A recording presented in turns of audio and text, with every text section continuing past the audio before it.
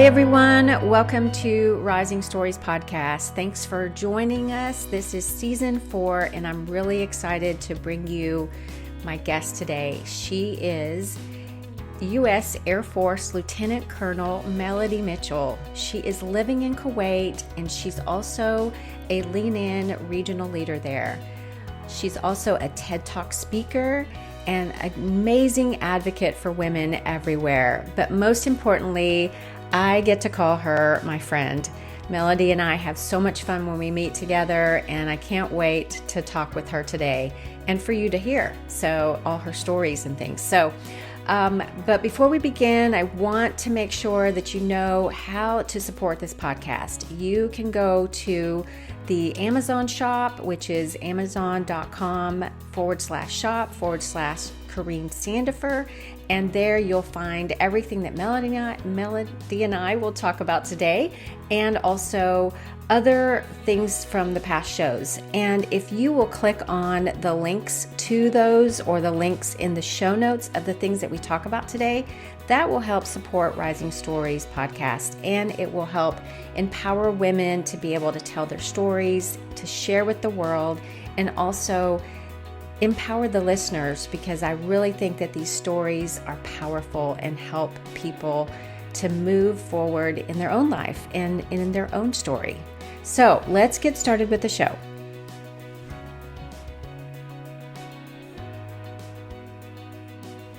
Hi, Melody. Hi, Kareen. I can't believe we're talking like this is like oceans apart. You're in Kuwait. Yes, I am. Tell me how you got there. How did this happen? How are you living in Kuwait as an American? Well, yes, I am, as you mentioned, I am in the Air Force, and I must also say that these views are mine for the rest of the show and anytime I share about myself. But what brought me here is one of my Air Force assignments. In 2014 was actually quite a long time ago, and I am rather unusual for living out here this long. But in 2014, my assignment brought me out here, and then a few years later, I shifted to a different job, which allowed me to stay here longer. Oh, wow. And your husband is there as well, and so is he in the military as well? I was just curious. No, I enjoy calling him a total civilian because he's not even a government civilian. He has a goatee. He's a That's civilian, so cool. And he found work here at a local hedge fund. Awesome. And so I do want to talk about Lean In because that is how you and I met. We met at a Lean In conference like years ago, and we just hit it off. We did all kinds of like what most people would probably call TikToks now, but we just did like little fun things with pictures and fun things, up on the, with Lean In stuff. And we just kind of hit it off. And I loved every time I get to see you, it's a treat, and you have so much energy. And I want to find out more about how you are doing and what you're doing there in Kuwait to empower women. So tell me about your Lean In Circle, like how it got started, and what's happening there in Kuwait with Lean In. Thanks for asking. Well, I got started on Lean In back when the book came out, thankfully, and I just started creating circles at my headquarters. I deployed and made a circle, and then when I moved to Kuwait, there was no network here, so I created the Lean In Kuwait network, and along with that, created the first circle in the State Department, which was co-ed, and also my personal circle, which I call it that inner circle, and just selected from different women I'd met the previous year. And now, just this past February, we've celebrated our 3-year anniversary of meetings. And we are, there's 10 of us, and we're just extremely tight. We support each other in so many ways, and they're truly like my sisters. And with regards to the whole network, I would say there's about 20 active circles now. I've been very deliberate. We haven't had a lot of events per se.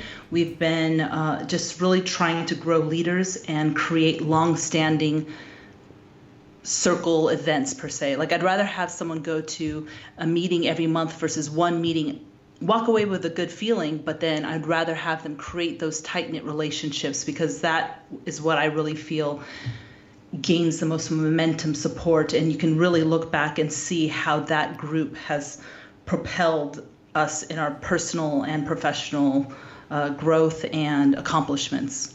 I agree. Yeah, with our group here in Nashville, I love watching the women when they do get together and they come back, after knowing each other for a few weeks, and just kind of making those like tight connections and making those relationships where they feel comfortable empowering each other and pushing each other to excellence. So I do, yeah, I think Yes. I'm a true believer in that. That's where it all starts, definitely. Yeah.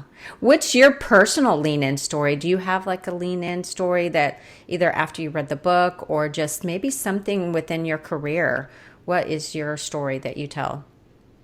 Yeah, the timing of the book was absolutely perfect for me. I've been struggling in my job and with my supervisor, and it just really opened my eyes to really how I had been holding myself back, and how there's just certain things that happen in society that I was placing on the blame on me personally when it really wasn't me.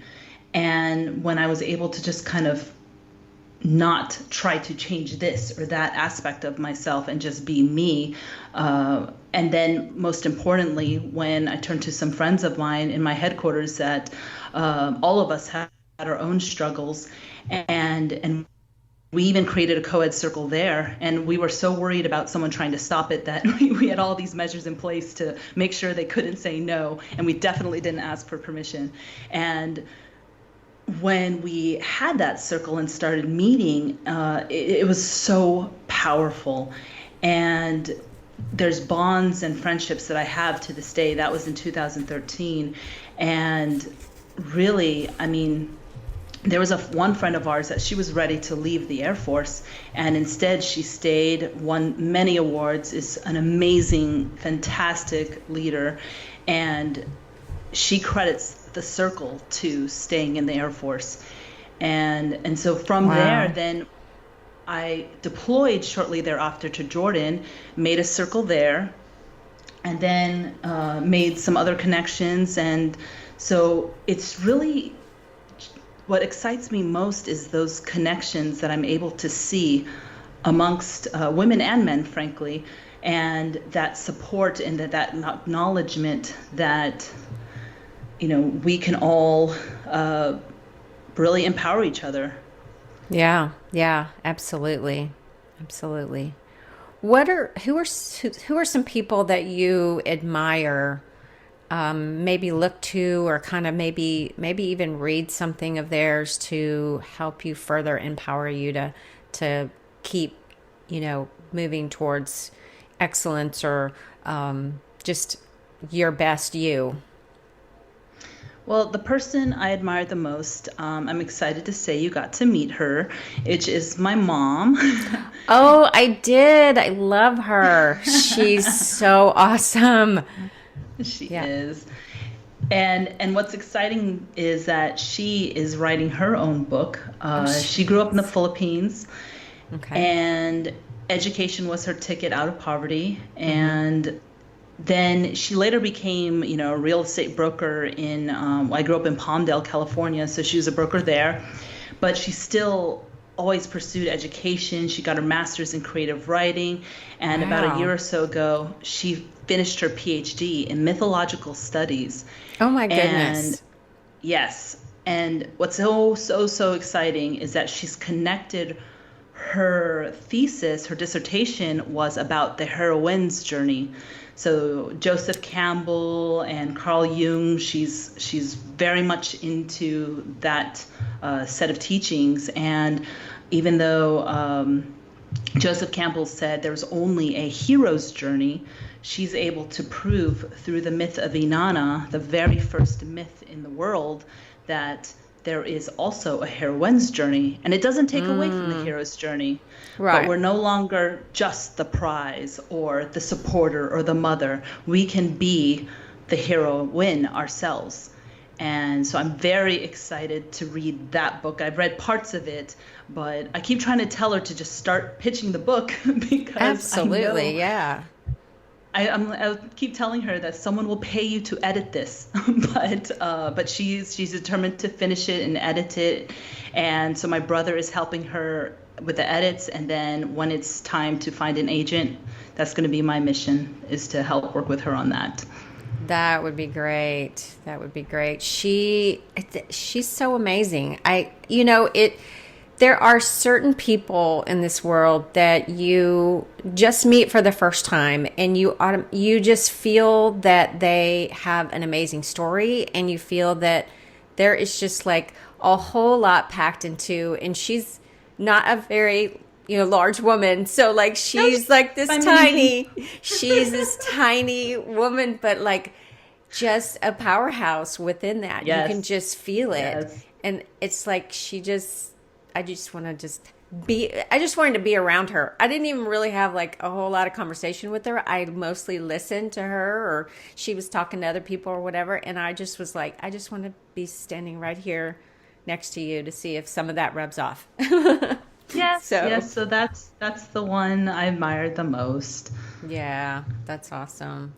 So I want to know a little bit about how you got to be a TED Talk speaker, because that happened, was that a year and a half ago? A year ago? Well, almost. Well, a year, April 2019. Okay. So it's TEDx. I always say that I was able to do this in spite of myself because Dr. Amir Zaid, he is the person in charge that runs TEDxAUK, and they're looking now, actually, and this time it's February, they're looking to audition speakers and everything right now. That was his second year putting it on, and he had emailed me, but somehow I get so many work emails that I just missed it. Mm-hmm. And then I went and I spoke at a Kuwait University event, and he happened to see me in the paper. And then he happened to know someone that had left the embassy. She came back to the embassy, so he reached out to me through her. And then when I first had a topic idea, one of my great passions out here is women, peace, and security, the UN resolution. Mm-hmm. So I've been able to do a lot of events helping out the policewomen here in Kuwait and just trying to champion that effort here in the Middle East. And so at first, the TEDx talk that I auditioned for, it was very much about terrorism, women, and utilizing more women in security here in the Middle East. And they said, well, that's great, thank you, but can you do another topic without politics, terrorism, security? Yes, of course I can. Interesting. Yeah. And then I was sitting there about half an hour before the actual re-audition, and I had no topics. But this was truly something I had dreamed of doing. I definitely had shared with my Lean In circle that this was a goal of mine. Mm-hmm. I had gone to the same event the year before, took a picture on the dot, so I knew this had to happen. And so I walked in, and I'm not one to tap dance. I'm not one to try to BS my way through anything, but I was going in and I was not missing out on this opportunity. Right. And I just went in. I don't even remember what I said. I babbled a lot. And then thankfully, Rahab, his wife, she was, this is definitely a family affair. They have their kids involved and everything. She keyed in on something I said, and she helped develop the idea, and she says, well, I was thinking this. And I was like, yes, that's definitely my topic. That is definitely what I want to speak about. And then they had a coach help me, Farah, and she just worked with me, and we really brought something forward. And I was excited for the message, excited for the event. And I still, even the night before, I panicked the night before going. I mean, you have about 10 other speakers, and it was very intimidating. And I still, for that moment, I still had that thought of, why am I here? Why am I one of these speakers? And on the audition, on not audition, but the rehearsal, I choked, completely choked. Oh And no. then Oh no. I spent the rest of the night just making sure and everybody, I walked by everybody, I kept on running the lines, running the lines, running the lines. And then Dr. Hmm. Amir afterwards, he was like, I think I know this myself. I think I could give the same, the same presentation. So yeah, it was Wow. exciting. I went up, I did it, I survived. Admittedly, when I watched the video afterwards, I did not like watching myself, but I'm trying to be nicer to myself and not be You so did great. critical. Yeah, and Thanks. I'll put a link for in the show notes to make sure that people can watch that because it's definitely worth watching. I didn't think you did. I think you did a great job. I think you did a great job Thank you. because I am nobody proud of would the know. message. Yes, absolutely. I do want to touch really quickly about just the culture of Kuwait. I want to talk about that, and I want to talk about the food because that's important to me. And but I want to know, like, what are the differences that you find with the women in Kuwait versus the women in the U.S.? And of course, we want to make sure this again to say the disclaimer: these are your opinions and not the opinions of any other organization or the U.S. Air Force or anything, just opinions that you have of like how women are different there and maybe some of their struggles that are different than the struggles in the U.S. Very interesting question. Admittedly, the first thing that comes to mind is more of commonalities, actually. What I found is the challenges that I face as a woman in the U.S. Is actually very similar to the challenges they face here. And there's certain things that no matter what culture, someone may assume it's more of one way in the Middle East versus the U.S., but it really isn't. When it comes to bias and dealing with that, there's certain factors that just unfortunately span all Mm-hmm. cultures. But as far as differences, um, there are definitely things unique. I'm also a part of Seroptimist Kuwait. It's a club here, and that in a non it's a society and also part of Seroptimist International. And their motto is "We stand up for women and girls." And what's Mm. great is within the membership, everyone's able to nominate projects. And so that's one way where I partner Lean In with Seroptimist, and that is my project within. Okay. And there's also another project called Orange Kuwait, and it's about ending violence against women. And within, there's different issues that take on.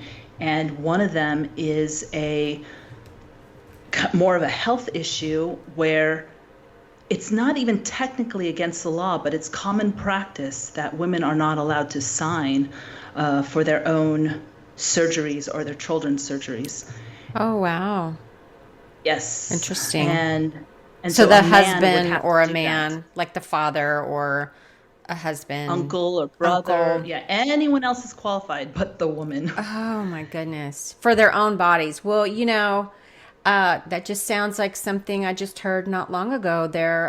One of my relatives, I heard that I was like, well, why did she just have one kid when everybody else had a whole bunch? And they said, well, her husband, once she had the child, her husband told the doctor, like, tie her tubes. And they did it.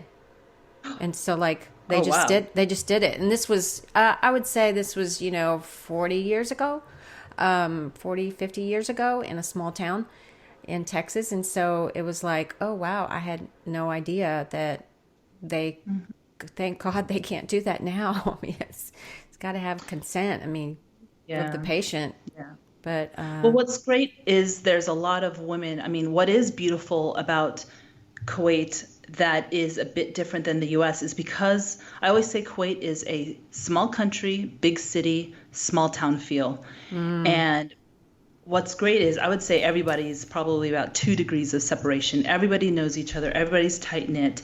And it's really exciting to see the power that the women have here and how they make things happen. And when you rally support, so we have, many different organizations also working this initiative and bringing about awareness for this to get this shift, to make this change.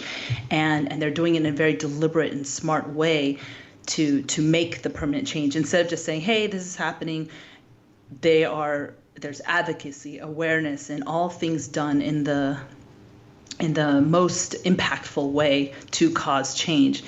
And so what I've noticed here is that there's almost a natural sisterhood. Nice. I definitely feel that in the military units that I'm a part of. I definitely didn't feel that when I first came into the military, but as I understand the lean-in principles, and as I grow in rank, I tend to try to set that tone, and it's far more rewarding that way, of course, and it's just fun to work together. But I would definitely say here, you really feel that sisterhood. You feel that instant connection, and I have some deep, deep friendships from the various lean-in circles and Seroptimists, and I even have, of course, I have a lean-in Seroptimist circle. And it's just, you feel that sisterhood, you feel those connections, and it's great to see that and have it mobilize and have the accomplishments and the support. So that's what I would say is different. And then also I have to mention that the dress out here, the attire, I always call it Kuwait casual with a K, as in it's not casual at all. They are the classiest dressers out here. Everybody. Oh, wow. So fashionable, so nice, and I don't have it mastered at all, but I'm Is it like trying. heels? Down to heels? Like, do they wear heels or are flats okay? Yes. Oh yeah, no, everybody, I'll send you some pictures offline, it's hard to describe, but it's so classy and definitely, some women are veiled, some women are not veiled. It's personal choice, and there's a modesty with some and not with others, but it's just, overall, you definitely don't see some of the outfits you would see back in the States, as far as exposure, but yet usually my general rule of thumb for dressing is that if I show my knees, I don't show my shoulders. If I show my shoulders, I don't show my knees. I got that from an American friend of mine. Gotcha.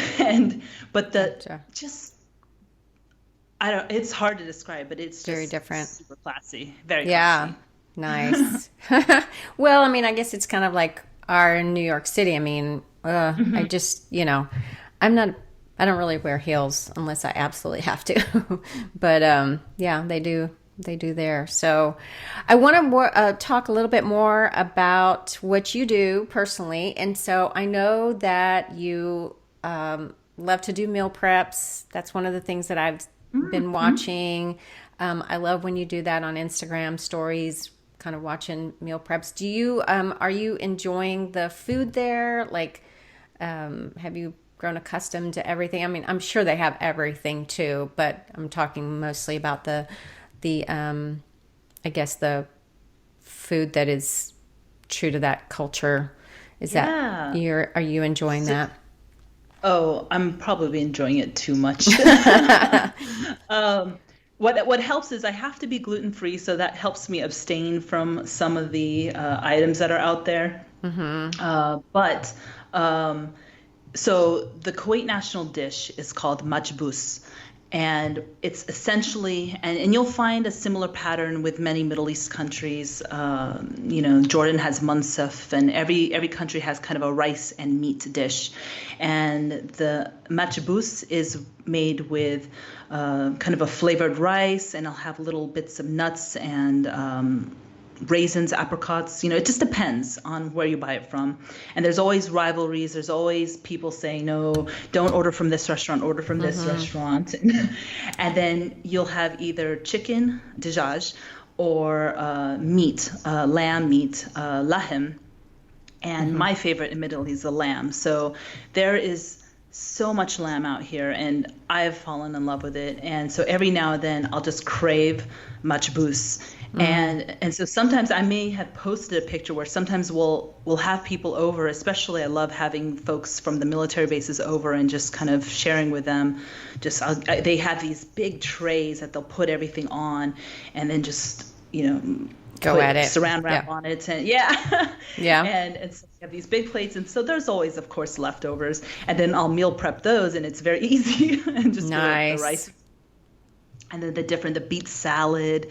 The vegetables here are so fresh, and there's even farms here. One of my favorite places to order from is Sadir Farms, that they're practically organic, or they're almost, and they'll grow in these kind of almost tents. They'll grow tomatoes and peppers, and they grow kale. I mean, can you imagine kale in Kuwait? Wow. So Wow. you really can. And then all the vegetables you get out here, I try to buy local to Kuwait as much as possible, but there are others that ship in, and there's not a lot of GMO vegetables out here. So the That's good. onions are more tart, and so everything feels a bit stronger in flavor.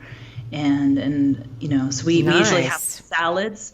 We have our salads for our lunches, the salads in a jar, and then we'll have the meal prep dishes for dessert, or not dessert, excuse me, for dinner.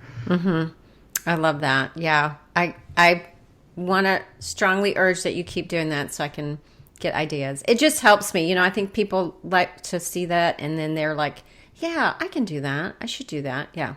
Makes me I think I know I've should been terrible order. about posting. Yeah, it makes I me need think I should order more or make larger amounts of food, and then that makes it easy to meal prep, is what you It said really earlier. Yeah. does. Yeah.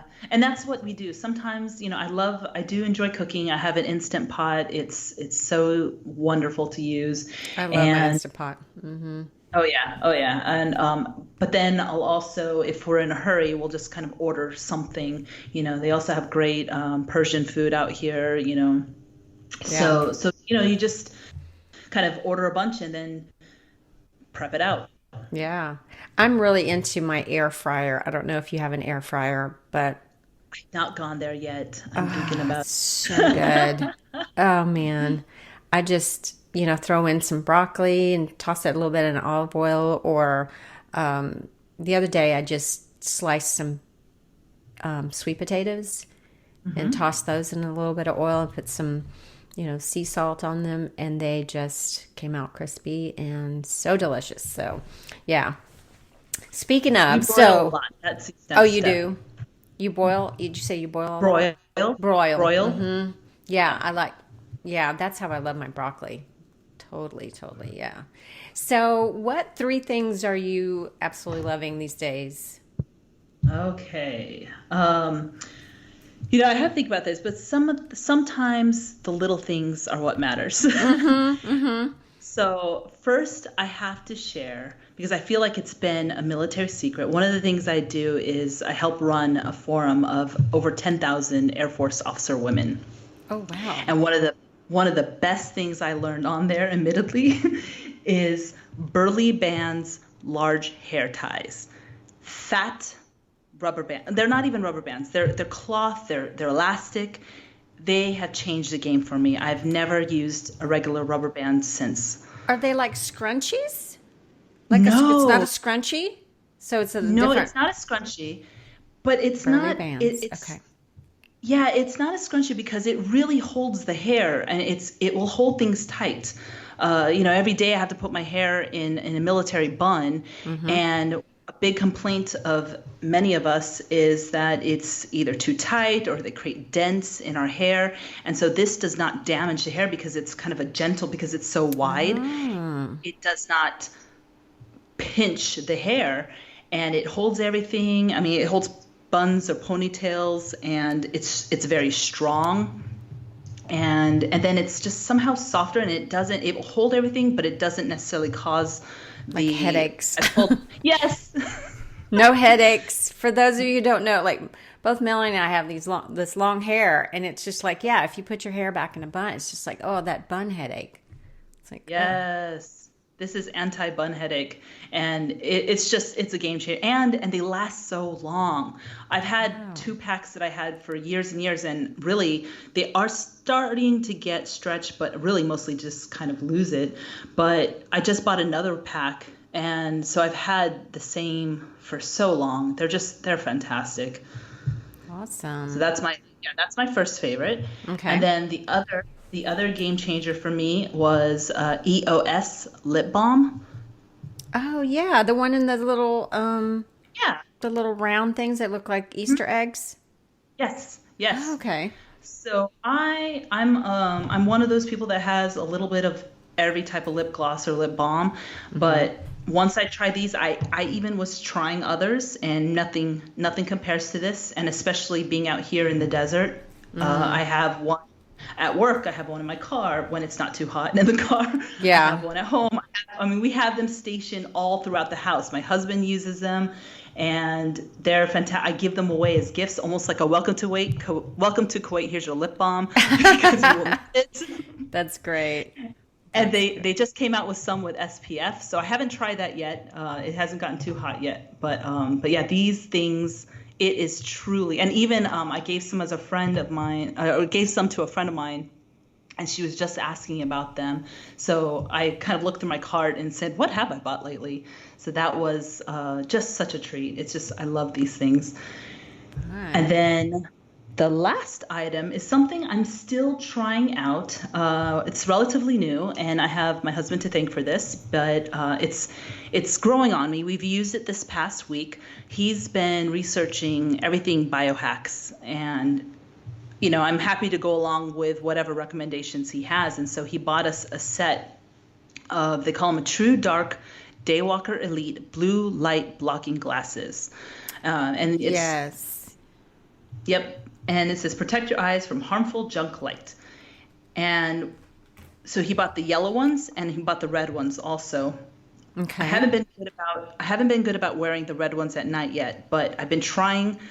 So it does feel weird, especially wearing them inside and then trying to wear them instead of sunglasses. It's definitely a paradigm shift. But the intent is to have less eye strain and deeper sleep. So I will report back in a month. Yep. Yeah. Now I have some blue light blocker glasses that I wear just because I'm in front of a computer a lot. And somebody was like, "Oh, those things don't really work." Someone online was saying that. And I was like, well, I've kind of done my own research where I wore them all day, kind of same amount of, took 2 different days, same amount of doing my job or watching TV or, just in front of the computer or my phone, and versus not having them. And then the days that I had it on, I could tell just that my eyes were not as tired in the evening. And that's how I know that I believe that they work. But I'm curious to, report back about the dark. You said there was a dark red and then Yeah, there's a red version, and you're supposed to wear them about half an hour to 2 hours before you go to sleep. Oh, And that one's really supposed to help you kind of really relax your eyes and kind of getting yourself ready for sleep. wow. I didn't know that. Very cool. I'll have to check those out. Yeah. Melody, thank you so much for coming on. This has been so much fun to get to know you a little bit more and hear like kind of a peek inside your world. And I'm excited for others to hear your story. So thanks so much for sharing. Thanks for having me. Thanks so much for joining us on Rising Stories podcast. I would love it if you would do 2 things. One is to hit the subscribe button if you're watching on YouTube or if you are listening to this on a podcast, and to visit our Amazon store with the links provided in the show notes. Thanks for listening, and keep rising in your story.